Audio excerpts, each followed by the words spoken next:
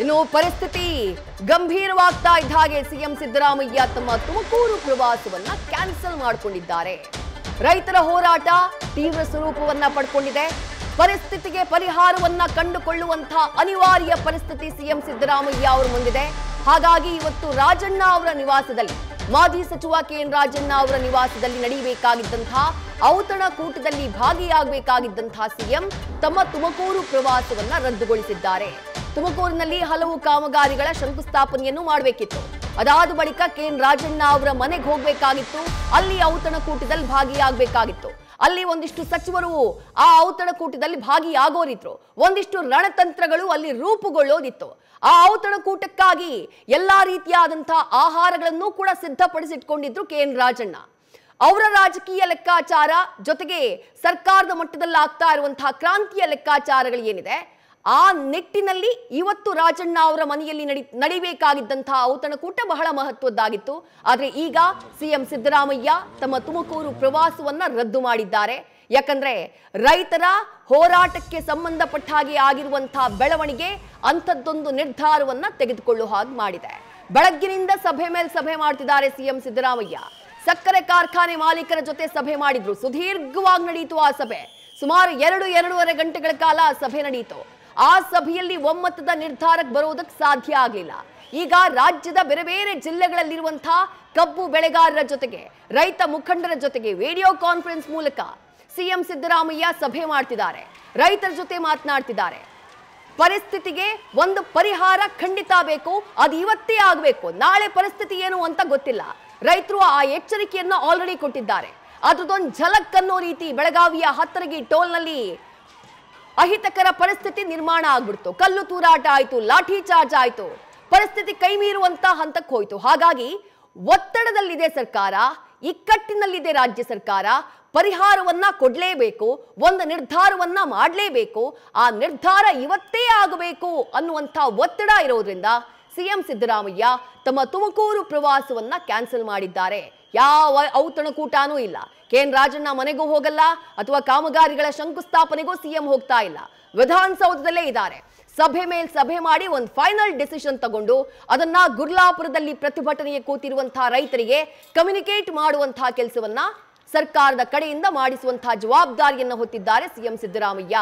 ಇವತ್ತೇ ಈ ಪ್ರತಿಭಟನೆ ಕೊನೆಯಾಗಬೇಕು ಅಂತಂದ್ರೆ ರೈತರಿಗೆ ಒಪ್ಪಿಗೆಯಾಗುವಂತಹ ನಿರ್ಧಾರ, ರೈತರಿಗೆ ಸಮಾಧಾನ ತರುವಂತಹ ನಿರ್ಧಾರ ಸರ್ಕಾರದ ಕಡೆಯಿಂದ ಬರಬೇಕು. ಅದಕ್ಕಾಗಿ ರೈತರು ಕೂಡ ವೇಟ್ ಮಾಡ್ತಾ ಇರೋದು. ಬೆಳಗಾವಿಯಲ್ಲಿ ಶುರುವಾದಂತಹ ಕಬ್ಬು ಬೆಳೆಗಾರರ ಹೋರಾಟದ ಕಿಚ್ಚು ಈಗ ಬೆಳಗಾವಿಗೆ ಸೀಮಿತ ಆಗಿಲ್ಲ, ಗುರ್ಲಾಪುರಕ್ಕಷ್ಟೇ ಸೀಮಿತ ಆಗಿಲ್ಲ. ಕಲಬುರಗಿಯಲ್ಲಿ ಹೋರಾಟ ನಡೀತಾ ಇದೆ, ವಿಜಯಪುರದಲ್ಲಿ ಹೋರಾಟ ನಡೀತಾ ಇದೆ, ಬಾಗಲಕೋಟೆಯಲ್ಲಿ ಹೋರಾಟ ನಡೀತಾ ಇದೆ, ಬೀದರ್ನಲ್ಲಿ ಹೋರಾಟ ನಡೀತಾ ಇದೆ. 4-5 ಜಿಲ್ಲೆಗಳಿಗೆ ವ್ಯಾಪಿಸಿಬಿಟ್ಟಿದೆ. ಮಂಡ್ಯ ಮೈಸೂರಿನಲ್ಲೂ ಕೂಡ ಹೋರಾಟ ಮಾಡಿದ್ರು ಇವತ್ತು. ಹಾಗಾಗಿ ರಾಜ್ಯಾದ್ಯಂತ ಈ ಹೋರಾಟದ ಕಿಚ್ಚು ಹಬ್ತಾ ಇರೋದ್ರಿಂದ ಈ ಹೋರಾಟ ತೀವ್ರ ಸ್ವರೂಪವನ್ನ ಪಡೆಯೋದಕ್ಕೂ ಮೊದಲು ಆಲ್ರೆಡಿ ಆಂದೋಲನದ ಸ್ವರೂಪವನ್ನ ಪಡ್ಕೊಂಡ್ಬಿಟ್ಟಿದೆ ಈ ಹೋರಾಟ. ಮತ್ತಷ್ಟು ತೀವ್ರತೆಯನ್ನ ಪಡ್ಕೊಳ್ಳೋ ಮೊದಲು ಕಬ್ಬು ಬೆಳೆಗಾರರ ಈ ನಾನ್ ಸ್ಟಾಪ್ ಪ್ರತಿಭಟನೆ ಏನಿದೆ, ಅಹೋರಾತ್ರಿ ಧರಣಿ ಏನಿದೆ, ಅದಕ್ಕೊಂದು ಪರಿಹಾರವನ್ನ ಕೊಡಿಸುವಂತಹ ಕೆಲಸವನ್ನ ಸರ್ಕಾರ ಮಾಡಲೇಬೇಕಿದೆ. ಆ ಕಾರಣಕ್ಕಾಗಿಯೇ ತುಮಕೂರಿನ ತಮ್ಮ ಪ್ರವಾಸವನ್ನ ರದ್ದುಗೊಳಿಸಿದ್ದಾರೆ ಸಿಎಂ ಸಿದ್ದರಾಮಯ್ಯ. ಸದ್ಯ ಸಭೆಯಲ್ಲಿ ಭಾಗಿಯಾಗಿದ್ದಾರೆ. ರೈತ ಮುಖಂಡರ ಜೊತೆಗೆ ಚರ್ಚೆ ಮಾಡುವಂತಹ ಕೆಲಸವನ್ನ ಮಾಡ್ತಿದ್ದಾರೆ.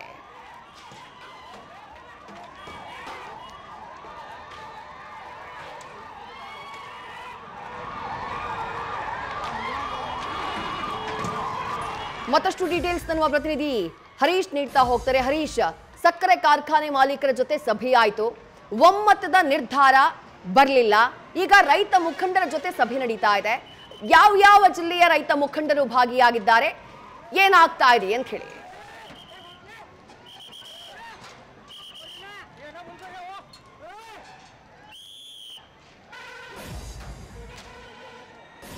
ಮತ್ತೆ ನಮ್ಮ ಪ್ರತಿನಿಧಿ ಹರೀಶ್ ಅವರನ್ನ ಸಂಪರ್ಕ ಮಾಡುವಂತಹ ಪ್ರಯತ್ನ ಮಾಡ್ತೀನಿ. ಯಾಕಂದ್ರೆ ಅವರು ವಿಧಾನಸೌಧದಲ್ಲಿ ಏನೇನು ಬೆಳವಣಿಗೆ ಆಗ್ತಾ ಇದೆಯೋ ಅದನ್ನ ಬೆಳಗ್ಗಿನಿಂದಾನು ಕೂಡ ಕಂಟಿನ್ಯೂಸ್ ಆಗಿ ಟ್ರ್ಯಾಕ್ ಮಾಡ್ತಿದ್ದಾರೆ. ಅಲ್ಲಿ ಯಾವ ರೀತಿಯಾದಂತಹ ನಿರ್ಧಾರ ಆಗ್ತಾ ಇದೆ ಅದೀಗ ಬಹಳ ಮುಖ್ಯ. ಸರ್ಕಾರ ಯಾವ ತೀರ್ಮಾನಕ್ಕೆ ಬರಬಹುದು ಇದು ಸದ್ಯಕ್ಕಿರುವಂತಹ ಕುತೂಹಲ. ಪಾಪ ರೈತರು ಕೂಡ ಕಾಯ್ತಾ ಇರೋದು ಅದನ್ನೇ. ಒಂದಿನ ಅಲ್ಲ, 2 ದಿನ ಅಲ್ಲ ರೀ, ಕಳೆದ 8 ದಿನಗಳಿಂದ ಹೋರಾಟ ಮಾಡ್ತಿದ್ದಾರೆ. ಇವತ್ತು 9ನೇ ದಿನ. ಹೋರಾಟ ಆರಂಭ ಆದಂತಹ ಸಂದರ್ಭದಲ್ಲಿ ಸರ್ಕಾರ ಅದನ್ನ ಗಂಭೀರವಾಗಿ ಪರಿಗಣಿಸಲೇ ಇಲ್ಲ. ಏನೋ ಒಂದಷ್ಟನ್ನ ಕೂತ್ಕೊಂಡು ಹೋರಾಟ ಮಾಡ್ತಿದ್ದಾರೆ ಅಂತ ಹೇಳಿ ಸರ್ಕಾರ ಸುಮ್ಮನಾಗ್ಬಿಡ್ತು. 3 ದಿನ ಆಯ್ತು, 4 ದಿನ ಆಯ್ತು, 5 ದಿನ ಆಯ್ತು, 6 ದಿನ ಆಯ್ತು. 6ನೇ ದಿನಕ್ಕೆ ತಲುಪಿದಾಗ ಹೋರಾಟ, ಆಗ ಸರ್ಕಾರಕ್ಕೆ ಎಚ್ಚರ ಆಯ್ತು. ಆಗ ಒಬ್ಬೊಬ್ಬ ಸಚಿವರನ್ನ, ಜಿಲ್ಲಾಧಿಕಾರಿಗಳನ್ನ ಪ್ರತಿಭಟನೆ ನಡೀತಾ ಇರುವಂತಹ ಸ್ಥಳಕ್ಕೆ ಕಳುಹಿಸುವಂತಹ ಕೆಲಸವನ್ನ ಸರ್ಕಾರ ಮಾಡ್ತು. ಅದಾದ ಬಳಿಕ ಒಂದ್ ಕಡೆ ವಿಜಯಪುರಕ್ಕೆ MB ಪಾಟೀಲ್ರು ಹೋದ್ರು, ಮತ್ತೊಂದ್ ಕಡೆ ಸಕ್ಕರೆ ಸಚಿವರಾಗಿರುವಂತಹ ಶಿವಾನಂದ ಪಾಟೀಲ್ ನಿನ್ನೆ ಗುರ್ಲಾಪುರಕ್ಕೆ ಹೋದ್ರು, ರೈತರ ಜೊತೆ ಮಾತನಾಡಿದ್ರು. ಯಾವುದೇ ರೀತಿಯಾದಂತಹ ಒಮ್ಮತದ ನಿರ್ಧಾರಕ್ಕೆ ಬರೋದಕ್ಕೆ ಸಾಧ್ಯ ಆಗಲಿಲ್ಲ. ಇವತ್ತು ರೈತರ ಜೊತೆಗೆ, ಕಾರ್ಖಾನೆ ಮಾಲೀಕರ ಜೊತೆಗೆ, ಸಕ್ಕರೆ ಕಾರ್ಖಾನೆ ಮಾಲೀಕರ ಜೊತೆಗೆ ಸಭೆ ಆಗ್ತಾ ಇದೆ. ಈ ಸಭೆಯಲ್ಲಾಗುವಂತಹ ನಿರ್ಧಾರಕ್ಕೆ ರೈತರು ಕಾಯ್ತಿದ್ದಾರೆ. ಕಂಟಿನ್ಯೂಸ್ ಆಗಿ ಹೋರಾಟ ಮಾಡಬೇಕು, ಮನೆ ಮಠ ಬಿಡ್ಕೊಂಡು ಅಹೋರಾತ್ರಿ ರೋಡ್ನಲ್ಲಿದ್ದು ಪ್ರತಿಭಟನೆ ಮಾಡಬೇಕು ಅಂತಂದ್ರೆ ಆ ರೈತರಿಗೆ ಈ ದರ 3,500 ರೂಪಾಯಿ 1 ಟನ್ ಕಬ್ಬಿಗೆ, ತಾವು ಕಷ್ಟಪಟ್ಟು ಬೆಳೆಯುವಂತಹ ಬೆಳೆ, ಅದಕ್ಕದು ಎಷ್ಟು ಅನಿವಾರ್ಯ ಇರಬಹುದು ಅನ್ನೋದನ್ನ ನಾವು ಆಲೋಚನೆ ಮಾಡಬೇಕು. ಕಂಟಿನ್ಯೂಸ್ ಆಗಿ ಹೋರಾಟ ಮಾಡ್ತಿದ್ದಾರೆ. ಬಿಸಿಲು ಮಳೆ ರಾತ್ರಿ ಎಂದೇ, ಹಗಲು ರಾತ್ರಿ ಎನ್ನದೆ ಯಾವುದೇ ಭೇದ ಇಲ್ಲದೆ ಹೋರಾಟ ಮಾಡ್ತಿದ್ದಾರೆ ನೂರಾರು ರೈತರು. ಸ್ವಾಮೀಜಿಗಳು ಸಾಥ್ ಕೊಟ್ಟಿದ್ದಾರೆ. ಗುರ್ಲಾಪುರದಲ್ಲಿ ನಡೀತಾ ಇರುವಂತಹ ಪ್ರೊಟೆಸ್ಟ್ಗೆ ಅಹೋರಾತ್ರಿ ಧರಣಿ ಕೇವಲ ಬೆಳಗಾವಿಯಲ್ಲಿ ಮಾತ್ರ ಅಲ್ಲ, ವಿಜಯಪುರದಲ್ಲೂ ಅಹೋರಾತ್ರಿ ಧರಣಿನೇ, ಬಾಗಲಕೋಟೆಯಲ್ಲೂ ಅಹೋರಾತ್ರಿ ಧರಣಿನೇ, ಬೀದರ್ನಲ್ಲೂ ಪ್ರೊಟೆಸ್ಟ್ ಆಗ್ತಾ ಇದೆ. ಹೀಗಾಗಿ ರೈತರು ಮಾಡ್ತಾ ಇರುವಂತಹ ಪ್ರತಿಭಟನೆಗೆ ಒಂದು ಪರಿಹಾರ ಸಿಗಬೇಕು ಅಂದ್ರೆ ಸರ್ಕಾರ ತೀರ್ಮಾನವನ್ನ ಕೈಗೊಳ್ಳಬೇಕು, ಸರ್ಕಾರ ನಿರ್ಧಾರವನ್ನ ಮಾಡಬೇಕು. ಆ ನಿರ್ಧಾರ ಏನು? ಇವತ್ತು ಸಂಜೆಯ ಒಳಗೆ ಆ ನಿರ್ಧಾರ ಬರಬೇಕು. ರೈತರು ಕಾಯ್ತಾ ಇರೋದೇ ಅದಕ್ಕೆ. ಇವತ್ತು ಸಂಜೆಯ ಒಳಗೆ ಸರ್ಕಾರ ತೀರ್ಮಾನ ಮಾಡುತ್ತೆ ಅನ್ನುವಂತ ನಿರೀಕ್ಷೆಯಲ್ಲಿ ಕಬ್ಬು ಬೆಳೆಗಾರರು ಇದ್ದಾರೆ, ಅದಕ್ಕಾಗಿ ಕಾಯ್ತಿದ್ದಾರೆ. ಒಂದು ವೇಳೆ ನಿರ್ಧಾರ ಆಗಲಿಲ್ಲ, ಒಂದು ವೇಳೆ ಸರ್ಕಾರ ಮಾಡಿದಂತಹ ನಿರ್ಧಾರ ರೈತರಿಗೆ ಒಪ್ಪಿಗೆ ಆಗಲಿಲ್ಲ, ಆಗ ಮುಂದೇನು? ನಾವು ಹೋರಾಟವನ್ನ ತೀವ್ರಗೊಳಿಸ್ತೀವಿ ಅನ್ನುವಂತಹ ಎಚ್ಚರಿಕೆಯನ್ನ ಆಲ್ರೆಡಿ ಕೊಡಲಾಗಿದೆ. ಇವತ್ತೇ ರಾಜ್ಯಾದ್ಯಂತ ರಸ್ತೆ ತಡೆ ಮಾಡುವಂತ ಹೋರಾಟ ನಡಿಬೇಕಾಗಿತ್ತು. ಅದಕ್ಕಾಗಿ ರೈತ ಮುಖಂಡರು ಕರೆಯನ್ನ ಕೊಟ್ಟಿದ್ರು.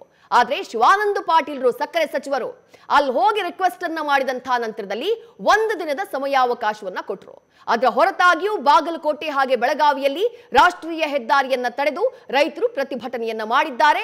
ಬೆಳಗಾವಿಯಲ್ಲಿ ಅದು ಹಿಂಸಾಚಾರದ ಸ್ವರೂಪವನ್ನ ಕೂಡ ಪಡ್ಕೊಂಡ್ಬಿಡ್ತು.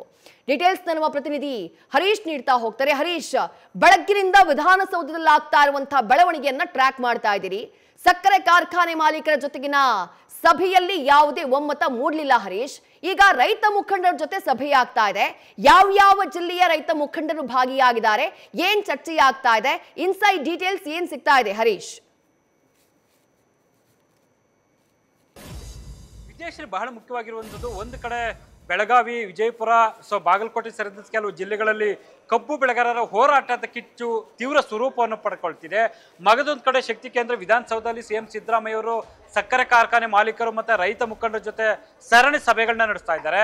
ಮೊದಲ ಹಂತವಾಗಿ ಸಕ್ಕರೆ ಕಾರ್ಖಾನೆ ಮಾಲೀಕರ ಜೊತೆ ಸಭೆಯನ್ನ ನಡೆಸಿದ್ರು. ಆ ಒಂದು ಸಭೆಯಲ್ಲಿ ಯಾವುದೇ ಸ್ಪಷ್ಟ ತೀರ್ಮಾನಕ್ಕೆ ಬರಕ್ಕೆ ಸಾಧ್ಯ ಆಗದೇ ಇರುವಂಥ ಹಿನ್ನೆಲೆಯಲ್ಲಿ ನಂತರ ರೈತರ ಮುಖಂಡರ ಜೊತೆ ಸಭೆಯನ್ನು ನಡೆಸ್ತಾ ಇದ್ದಾರೆ. ಆದರೆ ರೈತ ಮುಖಂಡರು ಕೂಡ ಬೇರೆ ಬೇರೆ ಜಿಲ್ಲೆಗಳ ರೈತ ಮುಖಂಡರು ಭಾಗವಹಿಸಬೇಕಾಗಿತ್ತು. ಆದರೆ ಕೆಲ ರೈತ ಮುಖಂಡರು ಸಭೆಯಿಂದ ದೂರ ಉಳಿದಿದ್ದಾರೆ. ಉಳಿದಂತೆ ಕೆಲವು ರೈತ ಮುಖಂಡರು ಭಾಗಿಯಾಗಿದ್ದಾರೆ. ಜೊತೆಗೆ ವಿಜಯಪುರ ಆಗಿರ್ಬೋದು, ಬೆಳಗಾವಿ ಆಗಿರ್ಬೋದು, ಬಾಗಲಕೋಟೆ ಸೇರಿದಂತೆ ಕೆಲವು ಜಿಲ್ಲೆಗಳ ಅಂದರೆ ರೈತ ಪ್ರತಿಭಟನೆ ನಡೆಸ್ತಿರುವಂತಹ ಜಿಲ್ಲೆಗಳ DC-ಗಳ ಜೊತೆ ವಿಡಿಯೋ ಕಾನ್ಫರೆನ್ಸ್ ಕೂಡ CM ಸಿದ್ದರಾಮಯ್ಯ ಅವರು ಮಾಡ್ತಾ ಇದ್ದಾರೆ. ರೈತ ಮುಖಂಡರ ಸಭೆಯಲ್ಲಿ ಸಹಜವಾಗಿ ಕೂಡ CM ಸಿದ್ದರಾಮಯ್ಯ ಅವರು ಒಂದು ಪ್ರಶ್ನೆಯನ್ನು ಮುಂದಿಡುವಂತ ಒಂದು ಪ್ರಯತ್ನ ಮಾಡಿದ್ರೆ, ಕೇಂದ್ರ ಸರ್ಕಾರ ಎಲ್ಲಾ ತೀರ್ಮಾನವನ್ನು ಮಾಡುತ್ತದೆ, FRP ಸೇರಿದಂತೆ, ಎಥೆನಾಲ್ ಖರೀದಿ ಸೇರಿದಂತೆ ಬೇರೆ ಬೇರೆ ಸಕ್ಕರೆ ರಫ್ತು ಆಗಿರುವುದು ಎಲ್ಲಾ ತೀರ್ಮಾನವನ್ನು ಕೂಡ ಕೇಂದ್ರ ಸರ್ಕಾರದ ವ್ಯಾಪ್ತಿ ಬರುತ್ತೆ. ಕೇಂದ್ರ ಸರ್ಕಾರ ತೀರ್ಮಾನ ಮಾಡಬೇಕಾಗುತ್ತೆ. ಇದರಲ್ಲಿ ರಾಜ್ಯ ಸರ್ಕಾರದ ಯಾವುದೇ ರೀತಿಯ ಪಾತ್ರ ಇರೋದಿಲ್ಲ. ಆದರೂ ಕೂಡ ರಾಜ್ಯ ಸರ್ಕಾರವನ್ನ ಯಾಕೆ ನೀವು ಟಾರ್ಗೆಟ್ ಮಾಡ್ತಾರೆ, ಹೇಗೆ ನೀವು ಪ್ರಶ್ನೆ ಮಾಡ್ತೀರಾ ಅನ್ನುವಂಥ ಸಹಜವಾದಂಥ ಒಂದು ಪ್ರಶ್ನೆಯನ್ನು ಕೂಡ ರೈತ ಮುಖಂಡರ ಮುಂದೆ ಇಡುವಂಥ ಪ್ರಯತ್ನ CM ಸಿದ್ದರಾಮಯ್ಯ ಅವರ ಮುಂದೆ ಆಗುತ್ತೆ. ನಂತರ ರೈತ ಮುಖಂಡರು ಕೂಡ CM ಸಿದ್ದರಾಮಯ್ಯ ಅವರಿಗೆ ಒಂದಷ್ಟು ಏನು ತೊಂದರೆಗಳಾಗ್ತಿದ್ದಾವೆ, ಯಾವ ರೀತಿ ಸಕ್ಕರೆ ಕಾರ್ಖಾನೆಗಳಿಂದ ಸಮಸ್ಯೆಗಳಾಗ್ತಿದ್ದಾವೆ, ಇವೆಲ್ಲ ವಿಚಾರಗಳನ್ನ ಗಮನಕ್ಕೆ ತರುವಂಥ ಒಂದು ಪ್ರಯತ್ನ ಮಾಡ್ತಾರೆ.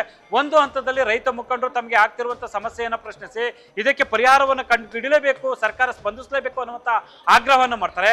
ಹಾಗಾಗಿ ರೈತ ಮುಖಂಡರ ಜೊತೆ ನಡೀತಿರುವಂಥ ಈ ಒಂದು ಸಭೆಯಲ್ಲಿ ಇಲ್ಲಿ ಏನು ತೀರ್ಮಾನವನ್ನು ಮಾಡ್ತಾರೆ ಅನ್ನುವಂಥ ಕುತೂಹಲ ಇದೆ. ಆದ್ರೆ ಸದ್ಯದ ಬೆಳವಣಿಗೆ ನೋಡಿದ್ರೆ ಮಗದೊಂದ್ ಕಡೆ ಈಗ ಸಕ್ಕರೆ ಕಾರ್ಖಾನೆ ಮಾಲೀಕರು ಕೂಡ ಪ್ರತ್ಯೇಕವಾಗಿ ಸಭೆಯನ್ನ ಮಾಡ್ಕೊಳ್ತಾ ಇದ್ದಾರೆ. ಅವರು ಏನ್ ತೀರ್ಮಾನ ಮಾಡಬೇಕಾಗುತ್ತೆ, ಮತ್ತೆ ಸಿಎಂ ಸಭೆ ಕರೀತಾರೆ. ಆ ಒಂದು ಸಭೆಯಲ್ಲಿ ಯಾವ ತೀರ್ಮಾನವನ್ನ ಯಾವ ನಿಲುವನ್ನ ತಿಳಿಸಬೇಕು ಅನ್ನುವಂತ ನಿಟ್ಟಿನಲ್ಲಿ ಒಟ್ಟಿಗೆ ಸೇರಿ ಮಗದೊಂದ್ ಕೊಠಡಿಯಲ್ಲಿ ಸಭೆಯನ್ನ ನಡೆಸ್ತಾ ಇದ್ದಾರೆ.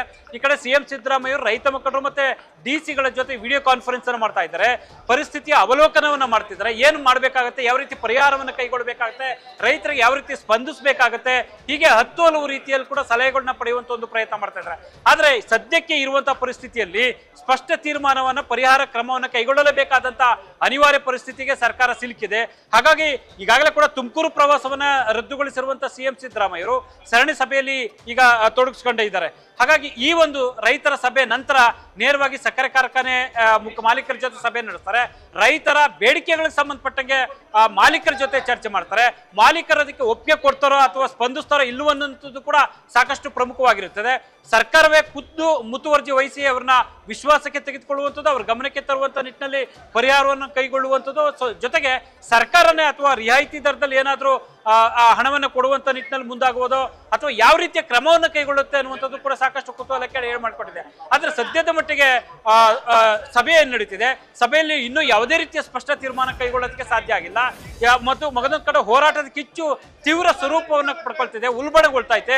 ಈ ಒಂದು ಹಂತದಲ್ಲಿ ಸರ್ಕಾರ ತರಾತುರಿಯಲ್ಲಿ ತೀರ್ಮಾನವನ್ನು ಮಾಡಲೇಬೇಕಾದಂತ ಅನಿವಾರ್ಯ ಪರಿಸ್ಥಿತಿಗೆ ಸಿಲುಕಿರುವಂತದ್ದು. ವಿದ್ಯಾಶ್ರೀ, ಹರೀಶ್, ನೀವು ಉಲ್ಲೇಖ ಮಾಡಿದ್ರಿ, ನಿನ್ನೆ ಸುದ್ದಿಗೋಷ್ಠಿಯನ್ನ ಮಾಡುವಂತಹ ಸಂದರ್ಭದಲ್ಲಿ ಸಿಎಂ ಸಿದ್ದರಾಮಯ್ಯ ಕೂಡ ಈ ವಿಚಾರವನ್ನ ಉಲ್ಲೇಖ ಮಾಡಿದ್ರು. 2013-14 ಅವಧಿಯಲ್ಲಿ ರೈತರು ಹೋರಾಟ ಮಾಡಿದಾಗ ಆಗ 300 ರೂಪಾಯಿ ಸರ್ಕಾರದ ಕಡೆಯಿಂದ ನಾನು ಕೊಡುವಂತಹ ಕೆಲಸವನ್ನ ಮಾಡಿದ್ದೆ ಪ್ರತಿ ಟನ್ಗೆ ಅನ್ನುವಂತಹ ಮಾತನ್ನ ಸಿಎಂ ಸಿದ್ದರಾಮಯ್ಯ ಹೇಳಿದ್ರು. ಅಲ್ಲಿಗೆ ಆ ಆಯ್ಕೆಯೂ ಕೂಡ ಸದ್ಯ ಸರ್ಕಾರದ ಮುಂದಿದೆ. ಆ ಆಯ್ಕೆಯತ್ತ ಸರ್ಕಾರ ಹೋಗುವಂತಹ ಚಾನ್ಸಸ್ ಎಷ್ಟಿದೆ ಅಂತ ಹೇಳಿ, ಯಾಕಂದ್ರೆ ಸರ್ಕಾರದ ಆರ್ಥಿಕ ಸ್ಥಿತಿಗತಿಯ ಬಗ್ಗೆ ಅದು ಯಾವ ಕಂಡೀಷನ್ ನಲ್ಲಿದೆ ಅನ್ನೋದನ್ನ ಮತ್ತೆ ಬಿಡಿಸಿ ಹೇಳುವಂತ ಅವಶ್ಯಕತೆ ಇಲ್ಲ ಹರೀಶ್. ಹಾಗಾಗಿ ಆ ಆಯ್ಕೆಯನ್ನ ಈ ಬಾರಿ ಸಿಎಂ ಸಿದ್ದರಾಮಯ್ಯ ಅವರು ಟಚ್ ಮಾಡಬಹುದಾ ಅಂತ ಹೇಳಿ ಹರೀಶ್. ಖಂಡಿತವಾಗಿ ವಿದ್ಯಾಶ್ರೀ, ಯಾಕಂದ್ರೆ ಸಿಎಂ ಸಿದ್ದರಾಮಯ್ಯ ಅವರು ಮುಂದೆ ಇರುವಂತಹ ಆಯ್ಕೆಗಳು ಏನು ಅನ್ನುವಂಥ ವಿಚಾರಕ್ಕೆ ಸಂಬಂಧಪಟ್ಟಂಗೆ ಕೂಡ ಹಿರಿಯ ಸಚಿವರ ಜೊತೆ ಚರ್ಚೆ ನಡೆಸಿದ್ದಾರೆ. ಏನ್ ಮಾಡಬೇಕಾಗುತ್ತೆ, ರಾಜ್ಯ ಸರ್ಕಾರ ಈ ನಿಟ್ಟಿನಲ್ಲಿ ಯಾವ ರೀತಿ ಸ್ಪಂದಿಸಬೇಕಾಗುತ್ತೆ, ಏನನ್ನ ಸಹಾಯ ಮಾಡಬೇಕಾಗುತ್ತೆ ಅನ್ನುವಂಥ ನಿಟ್ಟಿನಲ್ಲಿ ಕೂಡ ಒಂದಷ್ಟು ವಿಚಾರಗಳನ್ನ ಸಂಪುಟ ಸಹೋದ್ಯೋಗಿಗಳ ಜೊತೆ ಚರ್ಚೆ ನಡೆಸಿದ್ದಾರೆ ಅನ್ನುವಂಥದ್ದು ಕೂಡ ಕೇಳ್ಬರ್ತಿದೆ. ಒಂದು ಈಗ ಚರ್ಚೆ ಆಗ್ತಾ ಇರುವಂತದ್ದು, ಒಂದು ಸರ್ಕಾರವೇ ಕೂಡ ರಿಯಾಯಿತಿ ಅಂದ್ರೆ ಸಬ್ಸಿಡಿ ರೂಪದಲ್ಲಿ ರೈತರಿಗೆ ಪರಿಹಾರವನ್ನು ಕೊಡಬಹುದು ಅನ್ನುವಂಥ ನಿಟ್ಟಿನಲ್ಲಿ ಕೂಡ ಈಗ ಚರ್ಚೆ ಆಗಿದೆ ಅನ್ನುವಂಥ ಮಾತುಗಳು ಕೇಳ್ಬರ್ತಿದೆ. ಅದನ್ನ ಸಕ್ಕರೆ ಕಾರ್ಖಾನೆ ಮಾಲೀಕರ ಮೇಲೆ ಸೆಸ್ ವಿಧಿಸುವ ಮೂಲಕ ಅದನ್ನ ಮತ್ತೆ ಸರ್ಕಾರ ಪಡ್ಕೊಳ್ಬಹುದು ಅನ್ನುವಂಥ ಚರ್ಚೆಗಳು ಕೂಡ ಆಗ್ತಿದೆ. ಆದ್ರೆ ಸರ್ಕಾರ ಒಂದ್ ರೀತಿ ರಿಯಾಯಿತಿ ಕೊಡುತ್ತಾ ಅಥವಾ ತೆರಿಗೆ ರೂಪದಲ್ಲಿ ಅಥವಾ ಪಡ್ಕೊಳ್ಳುತ್ತೋ, ಹೀಗೆ ಹಲವು ರೀತಿಯಲ್ಲಿ ಚರ್ಚೆ ಆಗ್ತಿರುವಂಥದ್ದು. ಅಂತಿಮವಾಗಿ ಯಾವ ತೀರ್ಮಾನವನ್ನು ಸಂಜೆ ಒಳಗಡೆ ಕೈಗೊಳ್ಳುತ್ತೆ ಅನ್ನುವಂಥದ್ದು ಕುತೂಹಲಕ್ಕೆ ಎಡೆ ಮಾಡಿಕೊಟ್ಟಿದೆ. Vidyashree, right, thank you Harish ತಮ್ಮೆಲ್ಲ ಡೀಟೇಲ್ಸ್ಗೆ. ನ್ಯೂಸ್ ಫಸ್ಟ್ ನಿರ್ಭೀತಿಯಿಂದ ನಿಮ್ಮ ಪರವಾಗಿ.